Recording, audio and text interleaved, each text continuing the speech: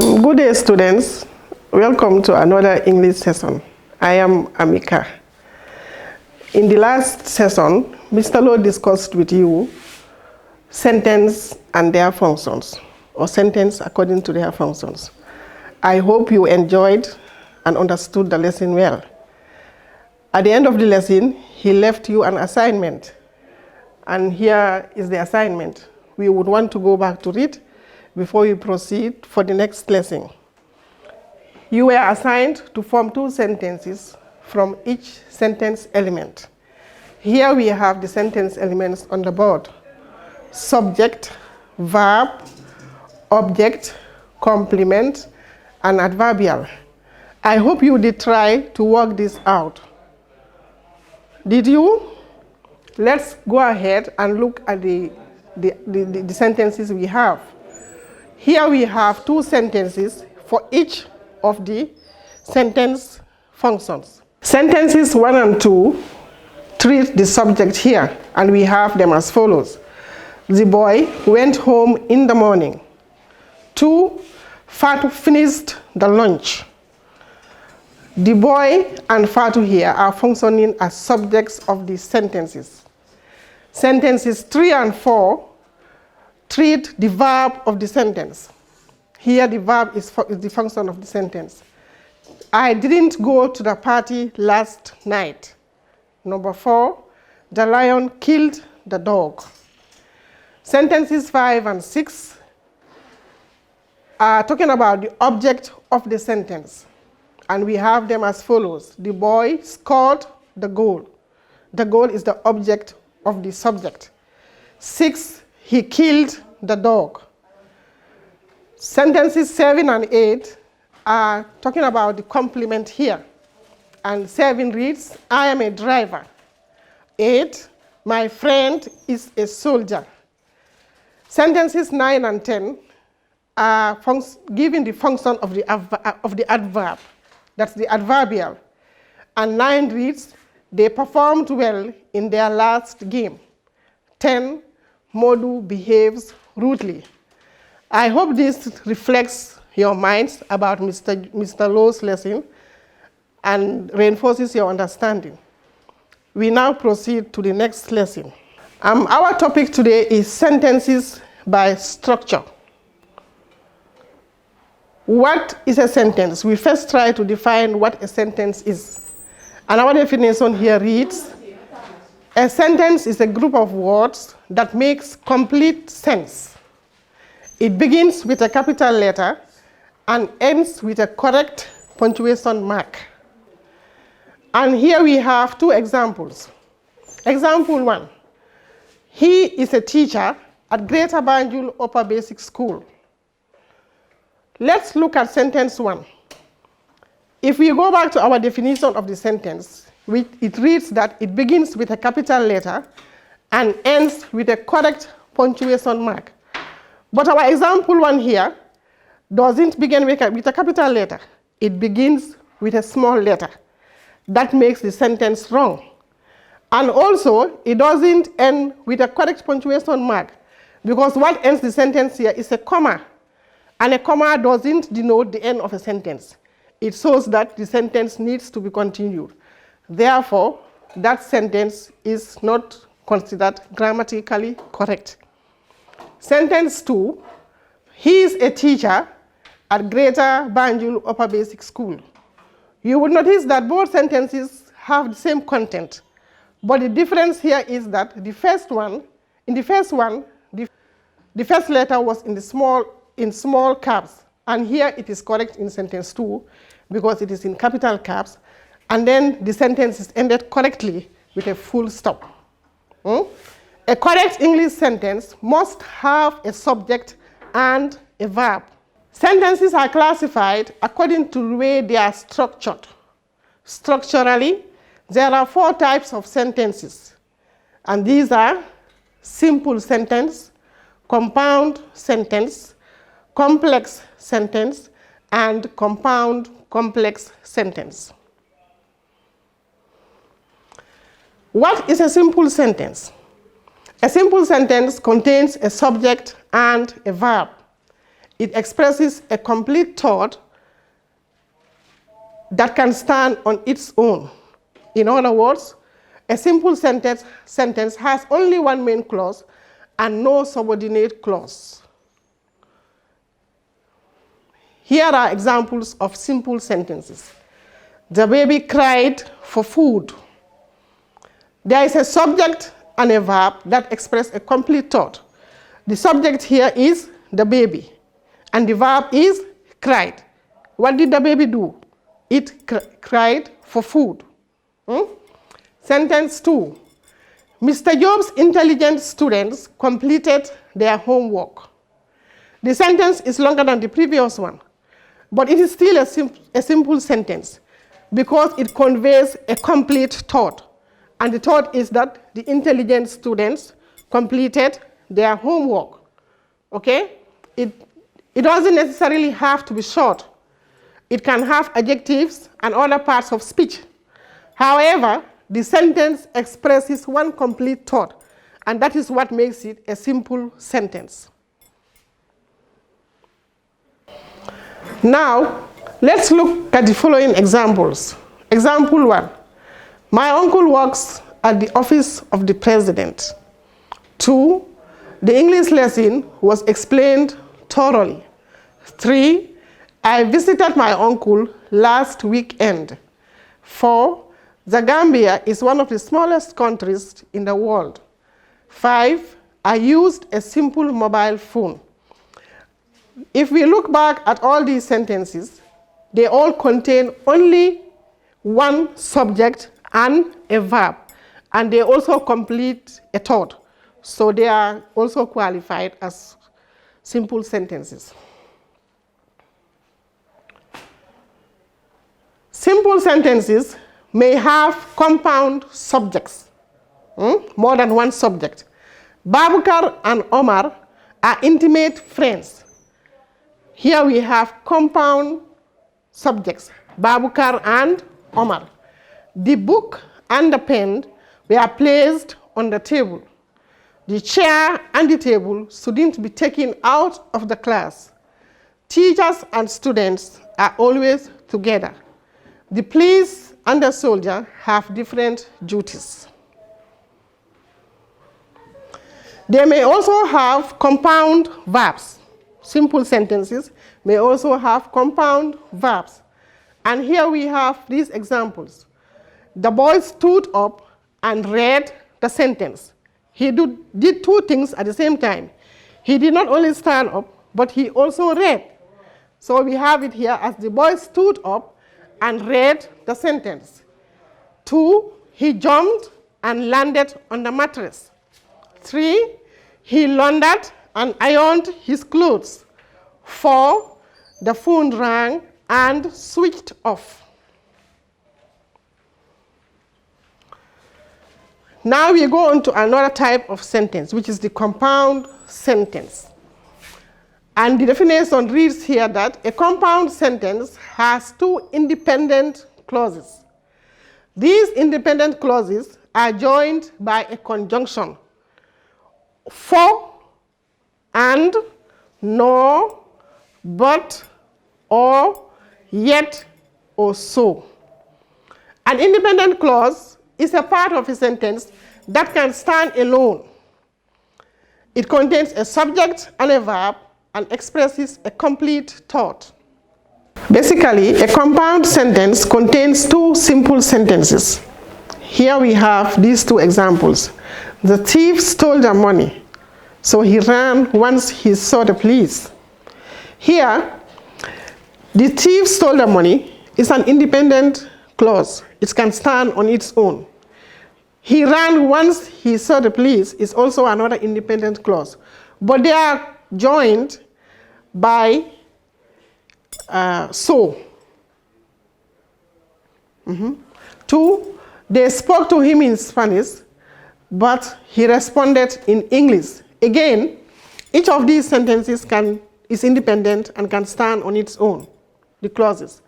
They spoke to him in Spanish. It makes sense. He responded in English. It's also an independent clause and can stand on its own. but they can be joined they are joined together with the conjunction but, and that makes it a compound sentence. These two sentences are compound sentences that use conjunctions to separate two individual clauses. Compound sentences can be joined by coordinating conjunctions such as and, but, so, or etc. Examples: she ate rice and drank some water. 2. I went to his house but didn't see him. 3. She teaches mathematics, so she is always busy marking. Do you want to study physics or do you want to study chemistry? Each of these sentences is a compound sentence and they are joined by coordinating conjunctions. Those are the words in red: and, but, so, or. Compound sentences may also be joined by conjunctive adverbs such as however, therefore, etc. Examples: 1. You failed the exam, therefore you should repeat. 2. I was not called, however, I went voluntarily. 3. Omar did the work, therefore he should be paid. 4. She studied hard, however, she failed the test. All of these sentences are compound sentences, and they are joined by conjunctive adverbs. And those conjunctive adverbs are the words in red: therefore, however, in number 3, therefore, and again, however, in number 4.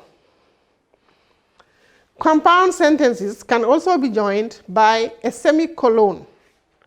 And here we have these examples: she came to my house, explained her problem, and left before I could say anything. 2. A thief opened the door, entered quietly. 3. The principal called the students, gave them some exercises to do. Now we go on to the third type of sentence, or the third structure of a sentence, which is the complex sentence. What is a complex sentence? A complex sentence is an independent clause joined by one or more dependent clauses. A dependent clause either lacks a subject or a verb, or has both a subject and a verb, but does not express a complete thought. A complex sentence always has a subordinator, and the subordinators may be as, because, since, after, although, when, or relative pronouns who, that, and which. Examples: 1. After eating lunch, Musa went to the gym to exercise. The independent clause in this statement is Musa went to the gym to exercise. The subordinating clause before it is dependent on the main clause, which is also known as the independent clause. 2. I ate bread because I was hungry. In sentence 2, I ate bread is an independent clause. Because I was hungry is the subordinating clause. 3. She inherited the house when her father passed away. She inherited the house is the main clause here, and the subordinating clause is when her father passed away. 4. Although I ate bread, I am still hungry. Here, I am still hungry is the independent clause, and the subordinating clause is although I ate bread. That alone doesn't complete a thought. So we have to bring the independent clause to it to complete the thought. And thus it reads, although I ate bread, I am still hungry. Now we are going to another structure of a sentence, which is known as the compound complex sentence. A compound complex sentence has two independent clauses and at least one dependent clause. Now let's look at these examples. Example 1. Omar went to school, attended his lessons before he went to play. Here, Omar went to school is an independent clause. It can stand on its own. And we have used a semicolon to separate that independent clause from the second independent clause, which reads attended his lessons. We could have still said Omar went to school, Omar attended his lessons, or Omar went to school, he attended his lessons. But we have used the semicolon to reduce the words in the sentence. So it reads, Omar went to school, attended his lessons before he went to play. Before he went to play is the subordinating clause because it doesn't complete a thought. It doesn't make sense on its own. So it has to be joined to the independent clause to make sense. I went to the shop, bought a loaf of bread because I was hungry. I went to the shop is an independent clause. And here again, we are using the semicolon to separate the two independent clauses or to join them by omitting the pronoun or omitting the repetition of the noun. So it reads, I went to the shop, bought a loaf of bread because I was hungry. 3. The boy entered my room, took my phone while I was sleeping. Here again, while I was sleeping is the dependent clause because it doesn't make sense on its own. But the two previous parts are both independent clauses. The boy entered my room, took my phone while I was sleeping. Here again, the boy entered my room is an independent clause. And it took my phone is another part of the independent clause which is separated from it using the semicolon. While I was sleeping is a subordinating clause because it doesn't complete a thought on its own. 4. Since I came home, my mother was cooking and my sister was sleeping.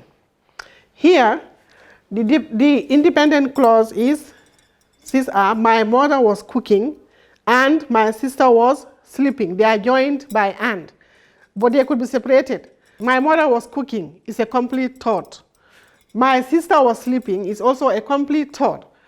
But the first part of the sentence, since I came home, is not a complete thought, and therefore it is a subordinating clause. Summary of the lesson. A sentence is a group of words that make complete sense. A sentence begins with a capital letter and ends with a correct punctuation mark.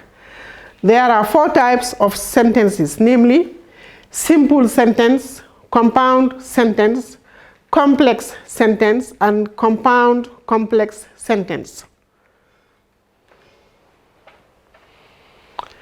A simple sentence contains a subject and a verb. A compound sentence has 2 independent clauses. A complex sentence is an independent clause joined by 1 or more dependent clauses. A compound complex sentence has 2 independent clauses and at least 1 dependent clause. Okay, before we end the lesson, let's look together at a classwork to reinforce understanding of the topic. Instruction here reads, identify whether the sentences are simple, complex, compound, or compound complex. Please underline dependent clauses. Sentence 1. Omar went to school, attended his lessons before he went to play. What type of sentence is that? Is it complex, compound, simple, or compound complex? Omar went to school, attended his lessons before he went to play.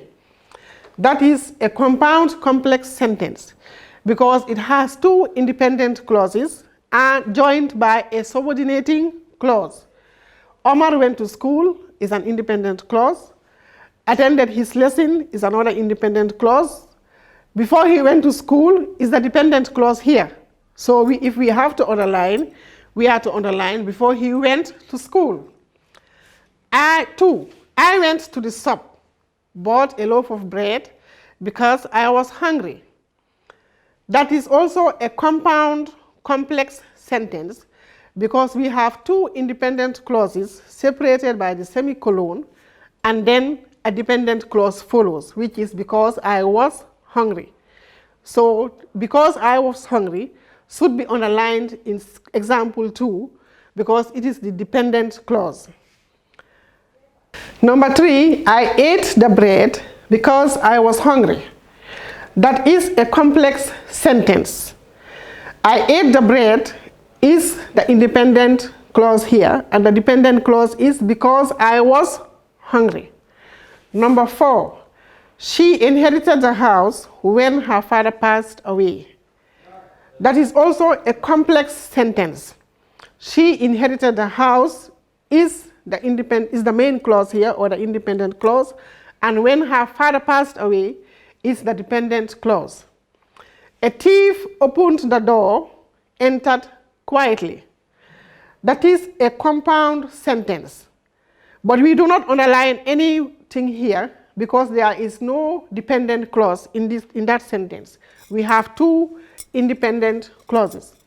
6, the principal called the students, gave them some work to do.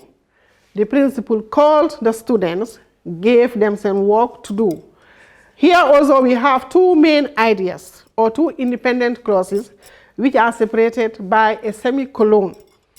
Therefore, again, we don't underline anything because there isn't any dependent clause here. What we have are two independent clauses.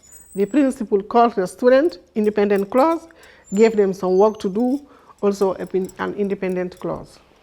Here's an assignment for you to try while waiting for the next English session.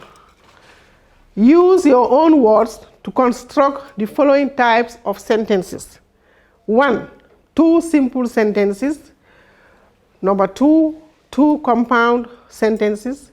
Number 3, 2 complex sentences. And number 4, 2 compound complex sentences. That brings us to the end of our session today. I hope you enjoyed the lesson. Until we come your way next week, please remember to wash your hands regularly, stay home. And if you need to cough or sneeze, please bend the elbow and don't spread the disease.